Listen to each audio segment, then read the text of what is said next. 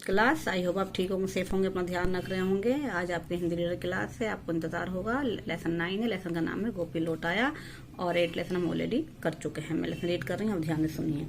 जब स्कूल से घर आकर गोपी ने अपना बैग फर्श पर फेंका तो उसमें से कुछ फटी हुई कॉपियां और पुस्तकें बाहर निकल कर बिखर गईं। उसकी माताजी जो पहले ही किसी कारण निराश से बैठी थी ने जब ये देखा तो उनका पारा चढ़ गया। उन्होंने एकदम उसके गाल पर थप्पड़ जड़ दिया और बोली, मॉडल स्कूल में पढ़ते हो, वहाँ यही सब सिखाते हैं क्या?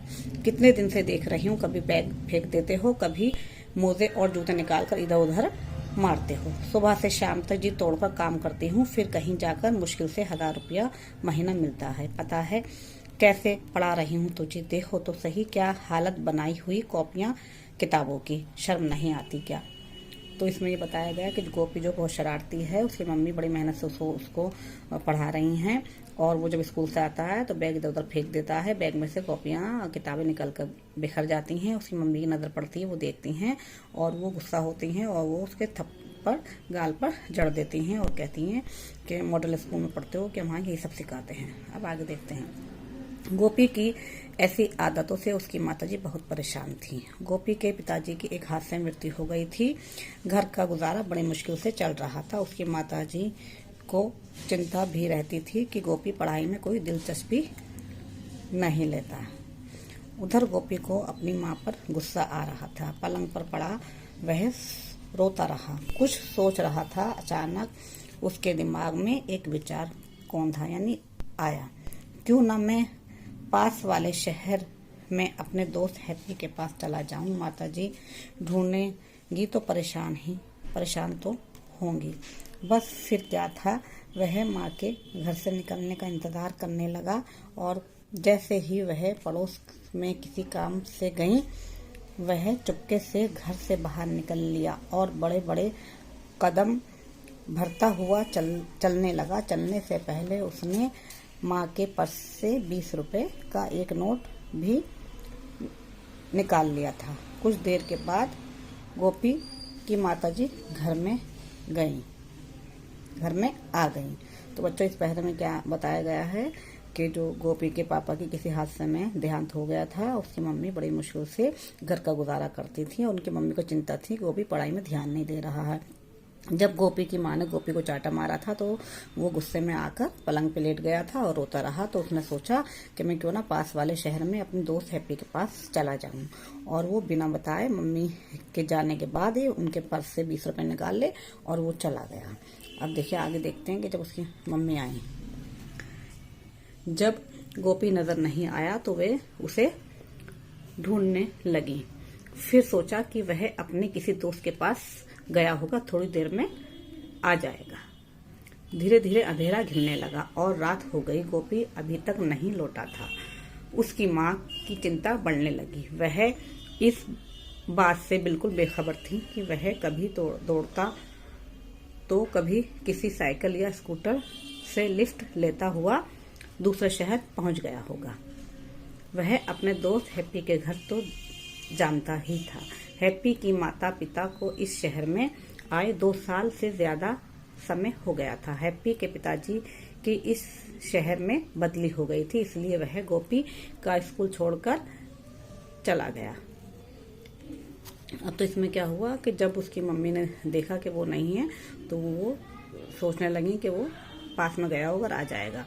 और अंधेरा ज़्यादा बढ़ने लगा था, रात हो गई थी। तो गोपी की माँ बहुत ज़्यादा परेशान थी। गोपी अभी तक नहीं लौटा था। उनकी माँ को ये भ्रम नहीं था कि वो इतनी दूर स्कूटर से लिफ्ट लेकर दूसरे शहर पहुंच गया होगा अपने दोस्त हैप्पी के घर।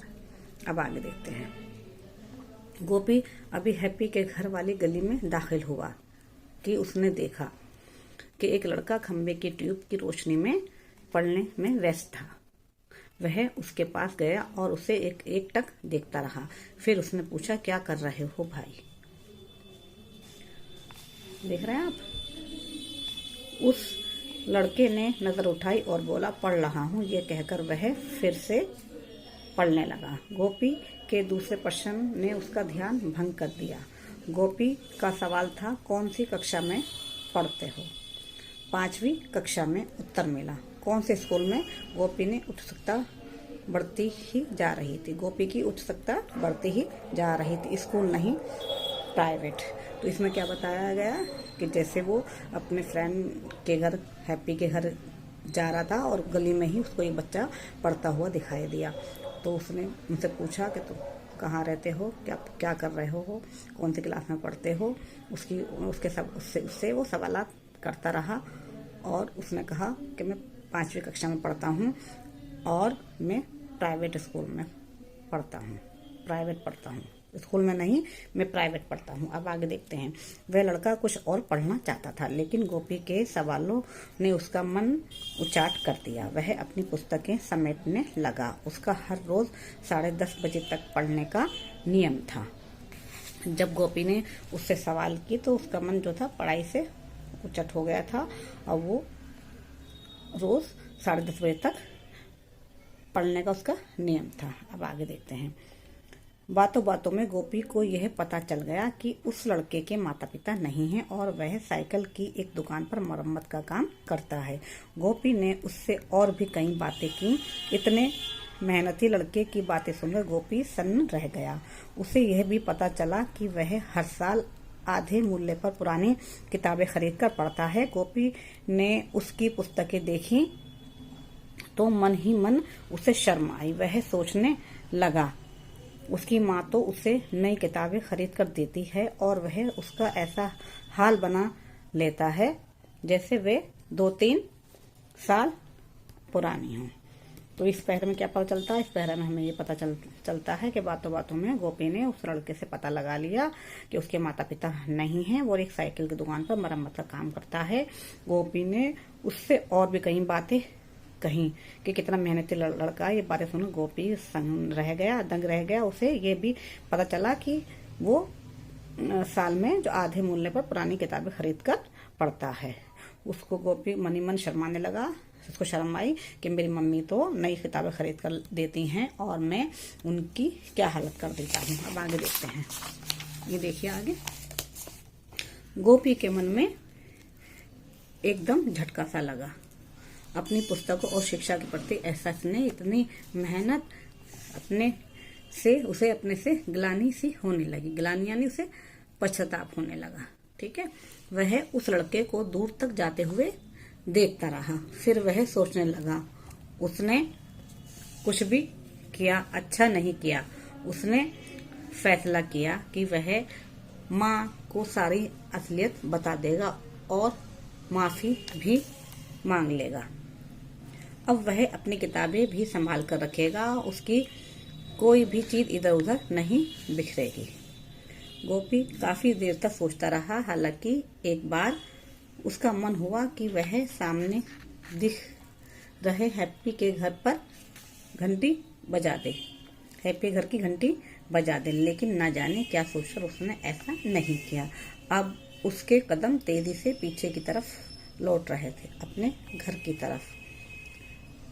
ओके बच्चों, अब आपका लेसन ये समाप्त हो गया है यहाँ पर।